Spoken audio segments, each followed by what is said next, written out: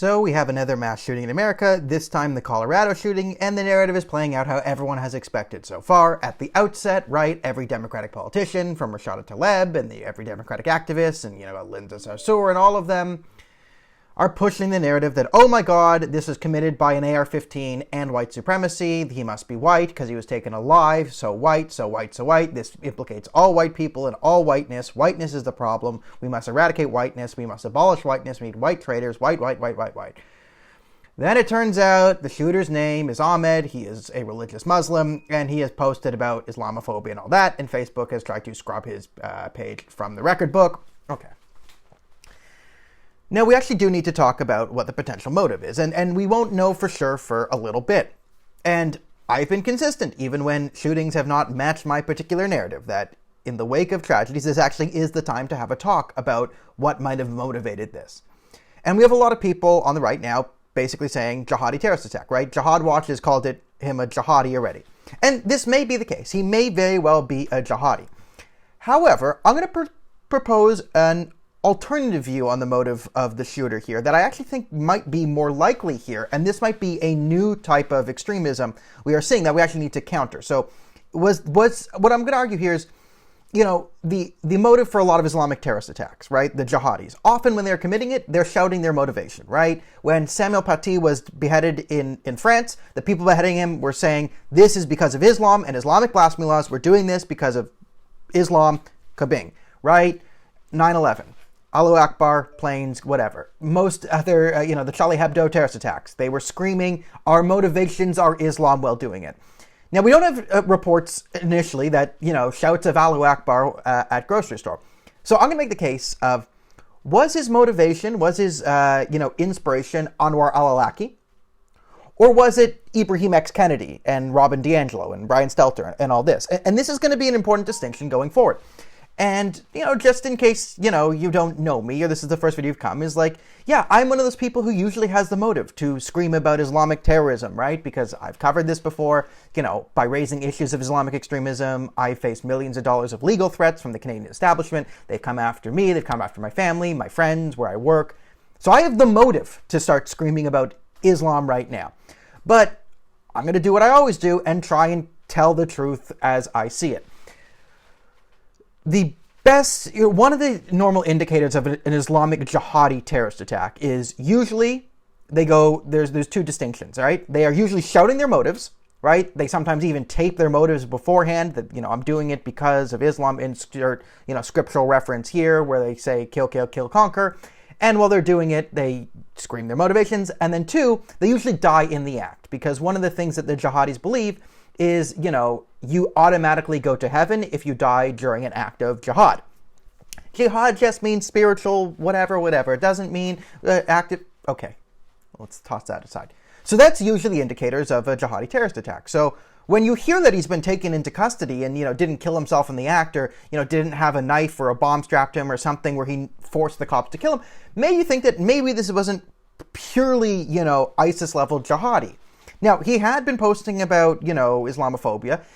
There are reports that he had ISIS sympathies. I have not seen them substantiated. I just see reports. I've tried to find the sources of this. I've also seen unsubstantiated reports that he planned to attack a Trump rally. Again, I've seen claims of this. I have not seen the evidence. So again, before you push this out, they're still unsubstantiated. And maybe someone has. And if you find the proof, again, this is in the outset, post in the video below. And, I'll upvote the comment or whatever. So is the motive here jihadism or social justice, right? And what's the difference? Maybe, right? But in order to combat these types of shootings, we need to go at the root ideology. So while it is true that if this guy was white, this isn't an indictment of all white people, and if this guy even was a jihadi, it isn't an indictment of all Muslims. Now, the woke left is saying, no matter what this is, it's an indictment on all white people.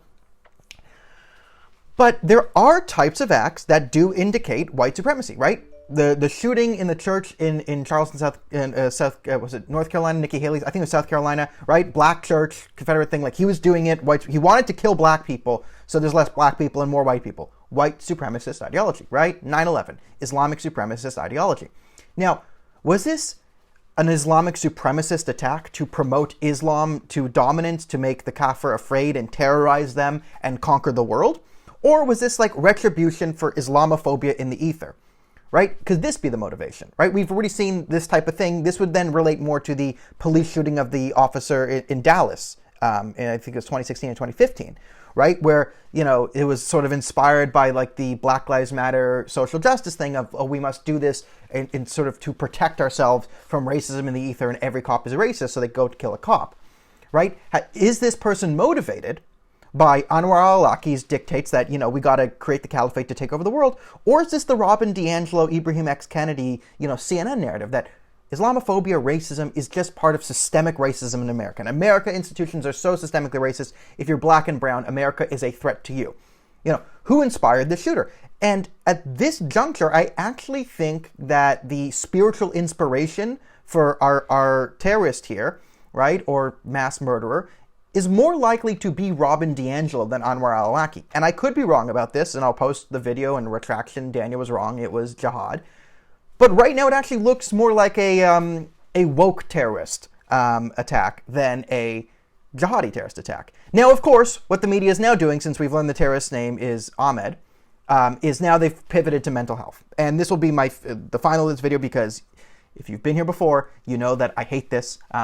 And we just need to point out, mental health is not an excuse for evil, okay? People with mental health issues are less likely to commit violent crimes than the general population. They're more likely to be the victims of violent crime. So if you had mental health issues, if you had a schizotypal episode, if he was depressed, if he had anxiety, it does not excuse evil. Most people with depression, schizophrenia, anxiety, whatever, do not commit acts of mass murder. I have friends who have gone through extreme psychosis, cases where you could easily argue, and anyone would agree, that they were not criminally responsible for their actions, where they did have voices and mental health pushing them to do violence, but chose not to because they still had agency, even in a messed up state. This man was evil. There's no doubt about that. Now, what brought his evil out to the forefront is the question we need to ask right now. Because when someone murders a bunch of people in a black church in South Carolina, we need to talk about, you know, okay, what was his white supremacist links? Like, where was he radicalized here, and how do we sort of counter this?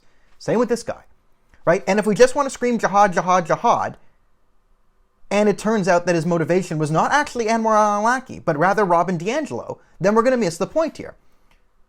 Now, it very well could be Anwar al-Awlaki, and then we need to have that conversation. We should have these conversations anyway about white supremacy, Islamic supremacy, woke supremacy, all of that. But I'm going to put forward that maybe this is not the time to go after the extremist mosque. Well, it's always the time to go after all extremist groups. But this might be the most extreme, you know, religious figure, which might be Ibrahim X. Kennedy and Robin DiAngelo, the current priests of wokeism. Right? He was not killed in the act, right? Which most jihadis like to be killed in the act because that gets them straight into heaven. Right?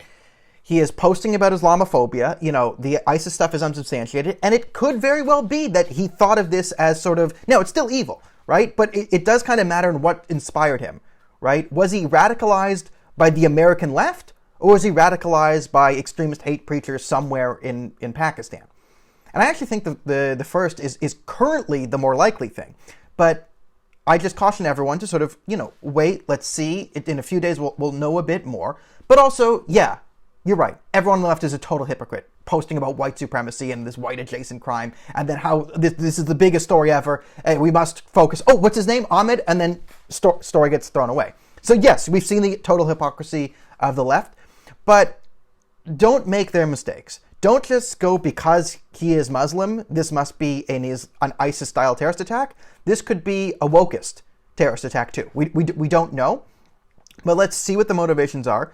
Because if it is a woke terrorist attack, and you try and focus this square peg and put in the round hole of jihad, right, you're going to undermine these arguments going forward. And of course, you know me, I'm not the person to say, let's just ignore radical Islam. But don't put something that might not be radical Islam in that slot, because as you see, when the woke does it and tries to fit everything onto white supremacy, even when it isn't, it undermines those issues. And of course, white supremacy is a problem. Of course, Islamic jihad is a problem. But now we also must need to talk that, you know, reflexive systemic racism, preaching that North America is the most evil thing ever, and black and brown people are literally under threat every day from the system when they are not. Well, this is also an extremist ideology that needs to be countered. And this might be the square peg for the square hole that needs to be talked about. So, everyone, try not to push anything that isn't substantiated. In a few days, you should know the motive of the shooter, and then we can have a proper conversation. And where will the left be? Nowhere, but we can have it.